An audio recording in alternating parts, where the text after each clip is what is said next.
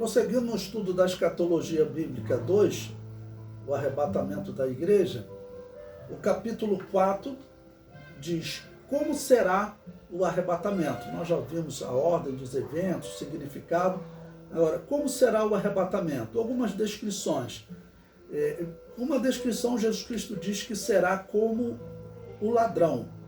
Mateus 24, versículo 43 e 44 diz: mas considerai isto, se o pai de família soubesse a que vigília da noite havia de vir o ladrão, vigiaria e não deixaria que fosse arrombada a sua casa. Por isso, estai vós apercebidos também, porque o Filho do Homem há de vir a hora em que não penseis. 1 Tessalonicenses 5,2: porque vós mesmos sabeis muito bem que o dia do Senhor virá como o ladrão de noite. Bom, nesse texto Jesus Cristo deixa claro que a igreja não vai saber o dia e a hora da volta de Jesus. O que vai estar dominando o pensamento, e aí Jesus Cristo fala que até em relação à igreja, ele virá numa hora que as pessoas não estão esperando. Algumas coisas estarão acontecendo no mundo de uma maneira que as pessoas pensarão, o que observa acontecendo hoje, que o reino de Deus já até começou, ou então que Jesus não volta mais. Uma grande parcela da população cristã, falando de intérprete, eles não seguem essa visão de que o mal está para dominar o mundo. Já existe uma boa parcela que prega o seguinte: não, o bem vai começar a dominar, o cristianismo vai começar a dominar e depois dominar tudo. Não existe essa de que o anticristo não virá. Então ele segue essa linha de o bem vai crescendo até dominar tudo. Mas o que nós observamos nas Escrituras é que não. É que virá um período em que o mal vai dominar, entre aspas, com a permissão de Deus, né? Mas o mal vai dominar o mundo. E esse momento é descrito, Jesus falando para os discípulos, né? O Filho do Homem virá na hora em que não penseis. E eu botei aí também 4 tópicos, então, para falar sobre Jesus vir como ladrão para a igreja. O ladrão vem sem avisar. Em segundo lugar, o ladrão que entra numa casa, ele leva as coisas preciosas, né? As coisas de valor.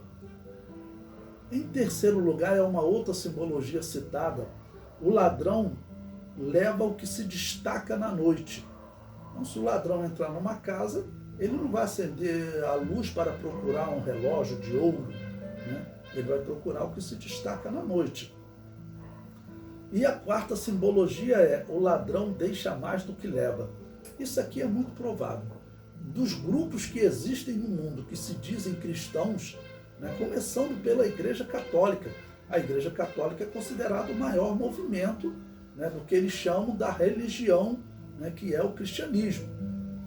Para nós não é cristianismo, a Igreja Católica não é cristianismo, mas usando aqui como a história conta, tá ok? Então, se for contar todas as seitas do cristianismo, realmente Jesus vai deixar mais do que levar. Daqueles que dizem Senhor, Senhor, mas vão ouvir apartai-vos de mim, esse número é maior do que aqueles que são levados. Então, o ladrão, ele tem essas 4 características também. Número 2, será num abrir e fechar de olhos. Essa é uma descrição interessante. Em 1 Coríntios 15, 52, o apóstolo Paulo diz: no momento, num abrir e fechar de olhos ante a última trombeta, porque a trombeta soará e os mortos ressuscitarão incorruptíveis, e nós seremos transformados. Bom, o que é essa trombeta? Bom, a trombeta que o apóstolo Paulo está descrevendo aqui, ele está descrevendo a era da igreja. Então, não acredito que essa trombeta aqui seja uma relação com a festa das trombetas. Tem alguns que interpretam que a festa das trombetas, ela seria a festa do arrebatamento. Não, mas a festa das trombetas, ela parece ter outro significado. Por quê?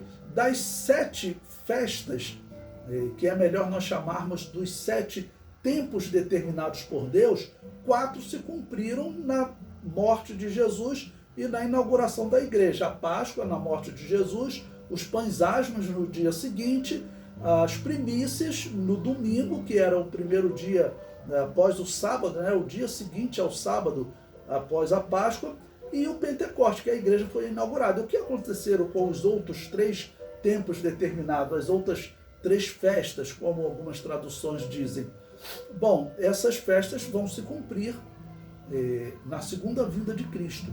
E provavelmente não se trata do arrebatamento. Se tratar do arrebatamento, como alguns estão falando, a igreja passaria pela grande tribulação e seria arrebatada 10 dias antes do fim da grande tribulação, porque é isso que ocorre entre a festa das trombetas e o Yom Kippur, que é a festa que simboliza o encontro de Jesus com Israel, que eles serão perdoados. Então, por que são 10 dias literais? Foi o tempo determinado no livro de Levíticos. E as 4 primeiras festas, os tempos foram exatamente como estão no livro de Levítico. Ocorre a Páscoa, no dia seguinte, ocorre o Pães Asmos. Vai até o próximo sábado, passa mais um dia, primícias. 50 dias depois, Pentecostes. Então foram esses intervalos de dias. Então as 3 últimas festas, ou os 3 últimos tempos determinados, eles devem ser também em tempos, como está lá no livro de Levíticos. Entre a festa das trombetas e o Yom Kippur são 10 dias de diferença. Então, certamente não, essa trombeta do arrebatamento não é a mesma trombeta da festa que vai despertar Israel. Essa aqui é uma trombeta para avisar, vamos dizer, a igreja do arrebatamento, chamar a igreja para o arrebatamento. A trombeta de Israel, ela tem um outro propósito. Ela deve ser tocada, a festa das trombetas, o tempo determinado das trombetas, deve ser tocado quando o anticristo estiver cercando, invadindo Jerusalém. E pela profecia, pela simbologia, né, dos 7 tempos determinados. E se aproximando o dia do perdão, o dia de Yom Kippur, e o anticristo já perto de destruir tudo, já levando pessoas escravas, né, para o exílio, como diz Zacarias capítulo 14, então Jesus se manifesta no dia do Yom Kippur, ou seja, 10 dias depois da festa das trombetas. Então essa trombeta aqui é diferente. Depois nós vamos estudar essas festas em particular.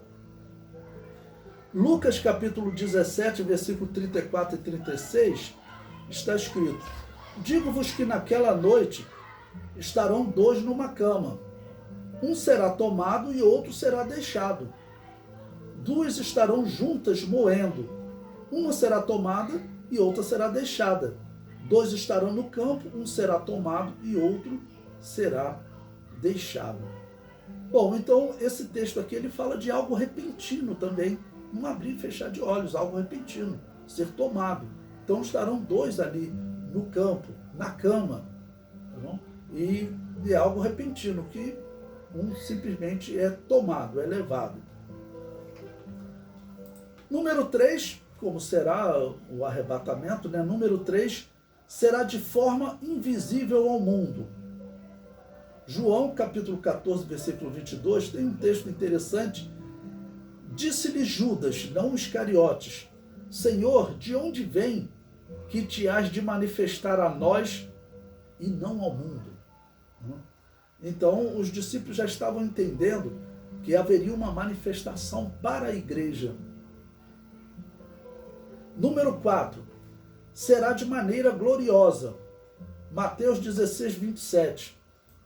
Porque o Filho do Homem virá na glória de seu Pai, com os seus anjos, e então dará a cada um segundo as suas obras. Mateus capítulo 25, versículo 31. E quando o Filho do Homem vier em sua glória, e todos os santos anjos com ele, então se assentará no trono da sua glória. Aqui eu estou pegando pela expressão glória, né? Porque Jesus Cristo, claro, desde que ele ressuscitou, ele está num corpo glorificado, um corpo glorioso. Segundo Tessalonicenses, capítulo 1, versículo 7 a 9. E a vós que sois atribulados, descanso conosco, quando se manifestar o Senhor Jesus desde o céu, com os anjos do seu poder, como labareda de fogo, tomando vingança dos que não conhecem a Deus e dos que não obedecem ao Evangelho de nosso Senhor Jesus Cristo, os quais, por castigo, padecerão eterna perdição ante a face do Senhor e a glória do seu poder. E Colossenses capítulo 3, versículo 4. Quando Cristo, que é a nossa vida, se manifestar, então também vós vos manifestareis com ele em glória. Então, falando do arrebatamento da igreja, é o momento que a igreja é glorificada e é levada. Tá bom? Número 5, será como a estrela da manhã. Segundo Pedro, capítulo 1, versículo 19, é um texto do Novo Testamento que aplica a simbologia de estrela da manhã para Jesus, para o arrebatamento da igreja, né? Jesus vem como estrela da manhã. Assim diz o texto: e temos muito firme a palavra dos profetas, a qual bem fazeis em estar atentos, como a uma luz que alumia um lugar escuro, até que o dia esclareça, e a estrela da alva apareça em vosso coração. Então, estrela da alva ou estrela da manhã, como aparece em Apocalipse 2, 28, dar-lhe-ei a estrela da manhã, ou seja, ele vai encontrar-se com Jesus no arrebatamento. E claro, aqui está também, independendo do arrebatamento pré ou pós-tribulacionista. Apocalipse 22, 16. Eu, Jesus, enviei o meu anjo para vos testificar estas coisas nas igrejas. Eu sou a raiz e a geração de Davi, a resplandecente estrela da manhã. A estrela que aparece pela manhã é vista por poucos. Só mesmo aqueles que despertam bem cedo podem vê-la. Assim será no arrebatamento da igreja. Só os que não estão dormindo espiritualmente poderão vê-lo. O que é bem diferente da sua vinda em glória, no final da grande tribulação, quando ele vem como sol da justiça e todo olho o verá. Então, Jesus se manifestar como estrela da manhã, nós vemos como um símbolo do arrebatamento. Porque o que é a estrela da manhã? Se você acordar bem cedo, o sol está nascendo aí cerca de 6h20 da manhã, vamos colocar o número redondo, 6 horas da manhã. Se você acordar 1 hora antes, você verá ainda estrelas no céu. E tem um período do ano em que aparece uma luz como sendo uma estrela. Na verdade, tem 2 luzes que eles chamam de estrela da manhã. Existe uma luz que hoje nós chamamos de Vênus, os antigos chamavam, os romanos chamavam de Vênus, né? Só que hoje o conceito de estrela é diferente, mas eu estou usando como os antigos chamavam. Toda luz no céu para eles era estrela. Então Vênus era uma estrela. E Vênus era chamada de estrela da manhã. Ok? Mas havia uma outra estrela também, que é chamada Sírius. Os egípcios, por exemplo, também chamavam ela de estrela da manhã, por quê? Próximo, normalmente, do mês de agosto, quando Sírius aparecia, quem conseguia ver Sírios na parte da manhã, um pouco antes do sol nascer, quando via essa estrela pela primeira vez, significava que iriam surgir as cheias do Nilo. Então, eles já chamavam de estrela da manhã, e hoje podemos chamar de a verdadeira estrela da manhã, porque hoje nós sabemos que Sírius, pelo menos na nomenclatura atual da astronomia, é uma estrela, e Vênus não. Tá bom? Então, Jesus como a resplandecente, ou seja, a mais brilhante estrela da manhã.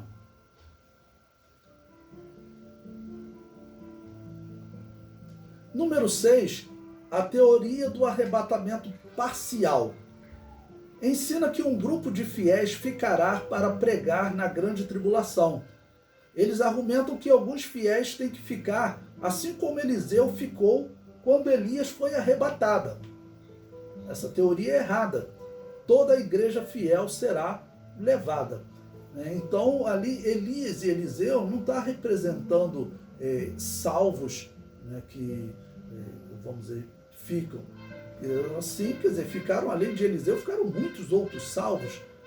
Elias, ele foi arrebatado provavelmente para um ministério futuro, tanto que ele aparece no Novo Testamento, no Monte da Transfiguração com Jesus. Ok? Mas ali não dá para pegar uma simbologia de Eliseu representando uma igreja que fica na grande tribulação. Por quê? Isso iria em contradição ao texto das 70 semanas de Daniel. Ou você interpreta toda a igreja sendo arrebatada junta no final da grande tribulação, ou toda ela sendo arrebatada antes da grande tribulação.